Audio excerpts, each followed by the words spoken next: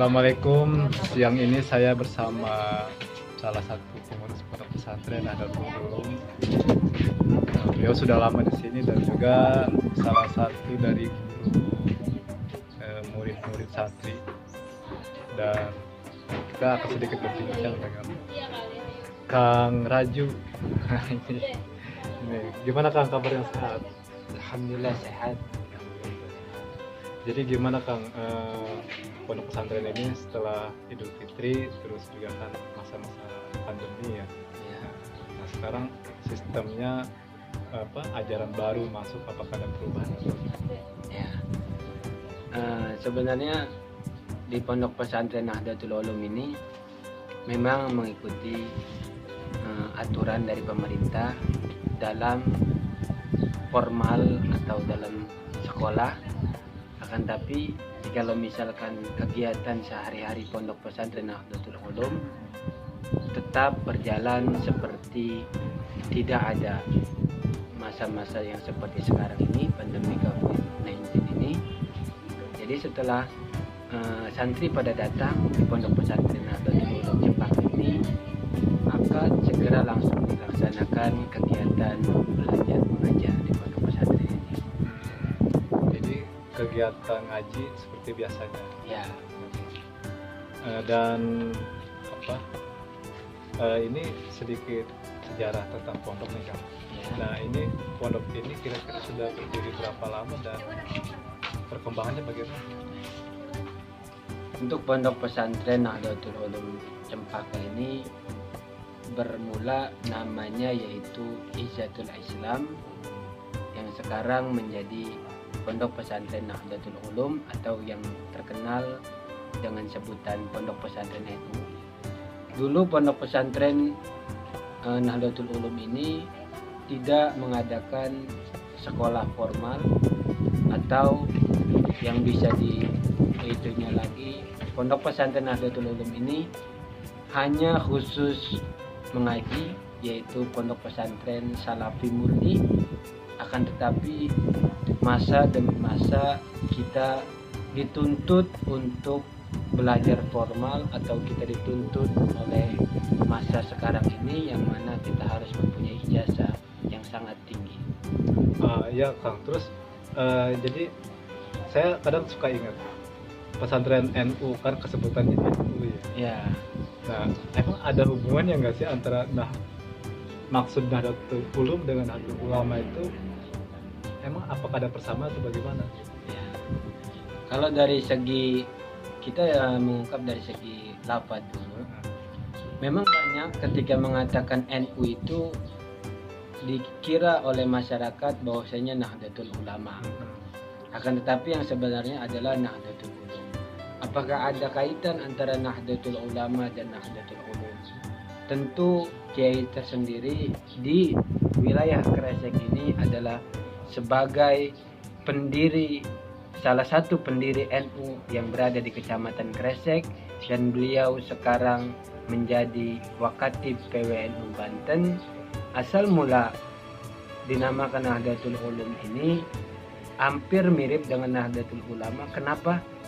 Karena sanad dari pondok Nahdlatul Ulum ini yaitu sampai ke Rasulullah melalui jalur Syekh Nawawi. Kalau misalkan dari Kiai mengambil dari Serang yaitu Abah Hasuri langsung terus sampai Ki Abdul Halim mengambil dari Ki Husain langsung mengambil ke Syekh Nawawi. Jadi ada kaitan nasab dengan NU dan Nahdlatul Ulum. Artinya memang sudah sudah direncanakan bahwa Nahdlatul Ulama dan Nahdlatul Ulum ini karena memang kiai pendirinya memang asli orang NU gitu. Salah satunya itu. Nah, dulu pondok pesantren Nahdlatul Ulum ini bernama Izzatul Islam.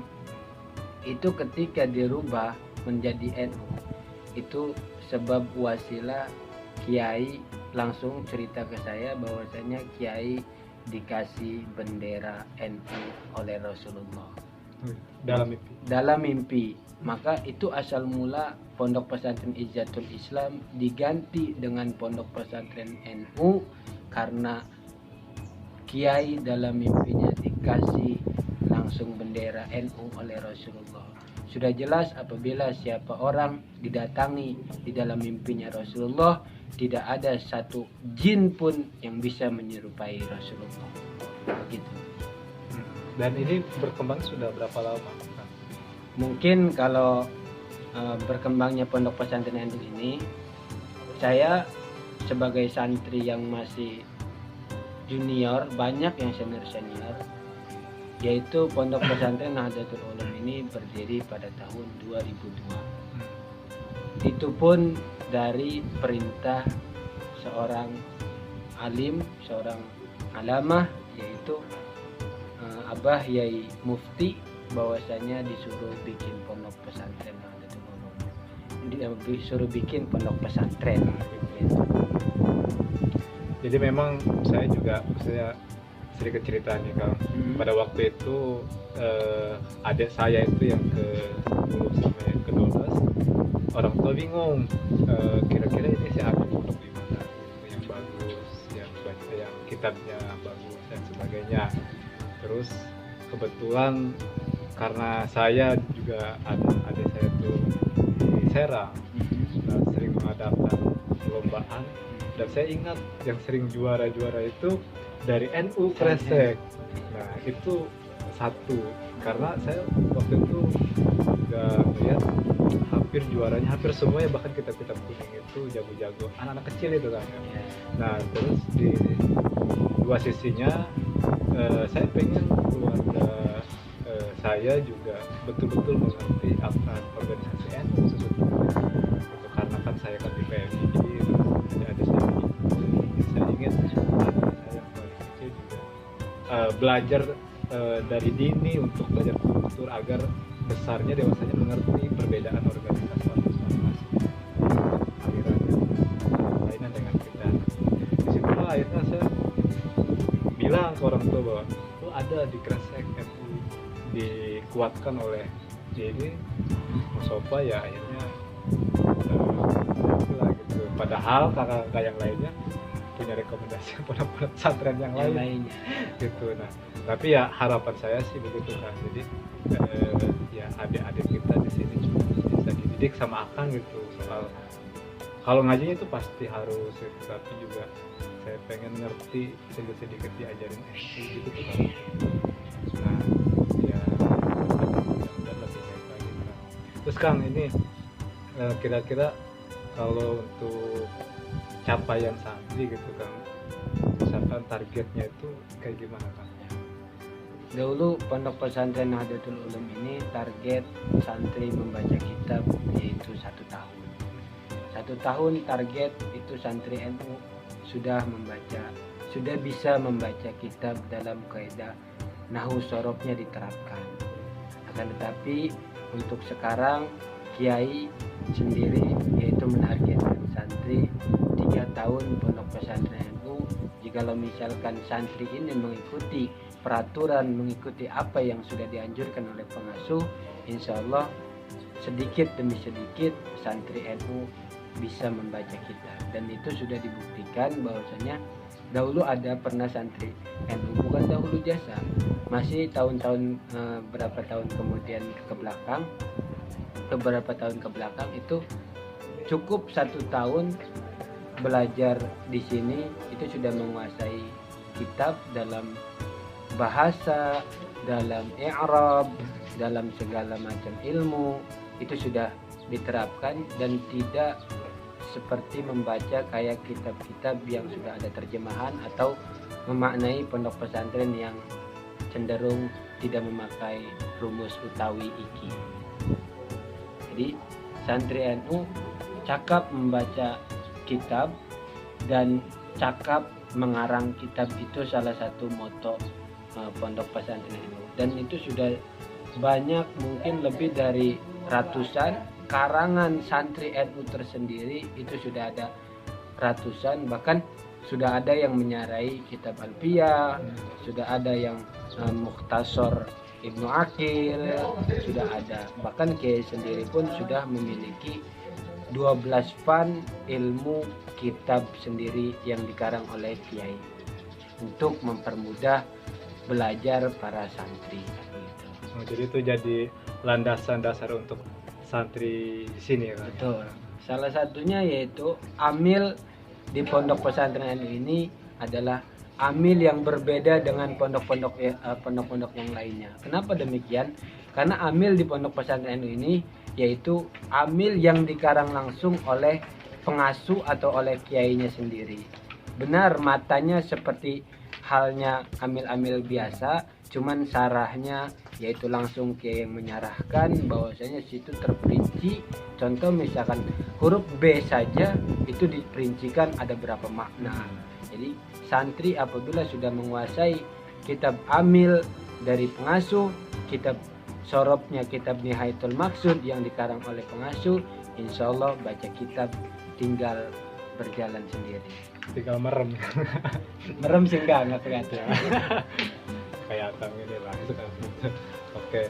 Nah, apa kira-kira nih Kang harapan Akang gitu ke santri-santri yang pasti kan santri dulu gitu Kang, dengan santri yang sekarang kan berbeda ya Kang. Gitu. Kalau dulu kita bisa mengatakan santri itu tahan banting, cara pembelajarannya bagaimana juga santri pasti kuat. Nah, kira-kira dengan kondisi santri pada masa ini gitu Kang, dan harapannya itu gimana? Harapan saya sih kepada santri-santri yang baru, ditingkatkan lagi akhlaknya, ditingkatkan lagi khidmahnya terhadap kiai, terhadap pengasuh, karena nahnu la nahsulu maksudana illa ala yadihi.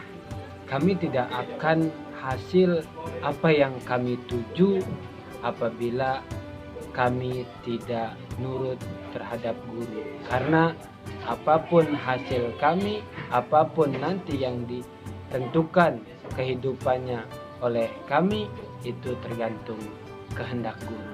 Kami semua santri bersandar kepada guru.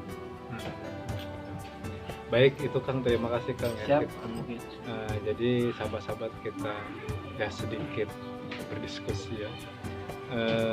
Ya harapan kita juga bersama semakin banyak para anak-anak muda sekarang, anak-anak kecil ya yang juga suka pondok pesantren, karena memang kan di tengah-tengah kondisi begini juga ya sangat dikhawatirkan gitu.